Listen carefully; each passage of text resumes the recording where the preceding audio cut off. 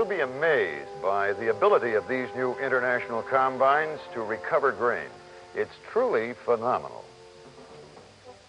This machine represents a new advance in the state of the art.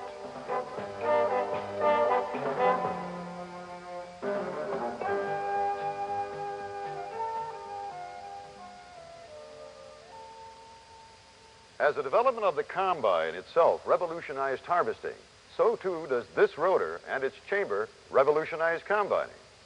The rotor and the components that comprise the chamber do all the threshing and separating in our new axial flow combines. Here's how it works.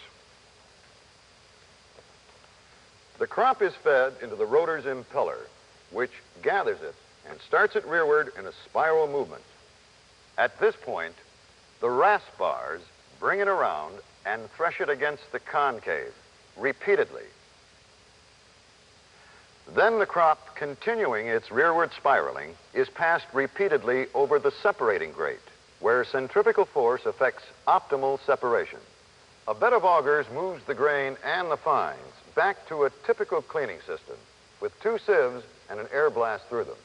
The clean grain is moved via this auger to the grain tank, and the tailings are returned via this auger to the rotor chamber for rethreshing.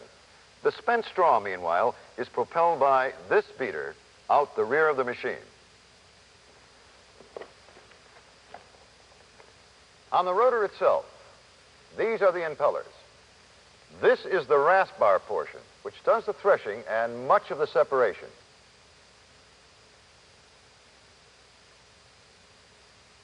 And this is the separating portion, which completes separation of threshed grain from the straw. In the rotor cage or chamber, you have this cone, which surrounds the impellers, with these veins that start the spiraling of the crop and control and direct its movement throughout the entire length of the chamber. You have the threshing concave and the separating grate, where final separation takes place. Shown here at 1/25th its actual speed, the crop forms itself into a kind of cylinder as it spirals through the chamber. The material is spiraling much more slowly than the rotor, so it is contacted by the rasp bars several times, and it passes repeatedly over the concave on its way through. Not just once, as in conventional machines.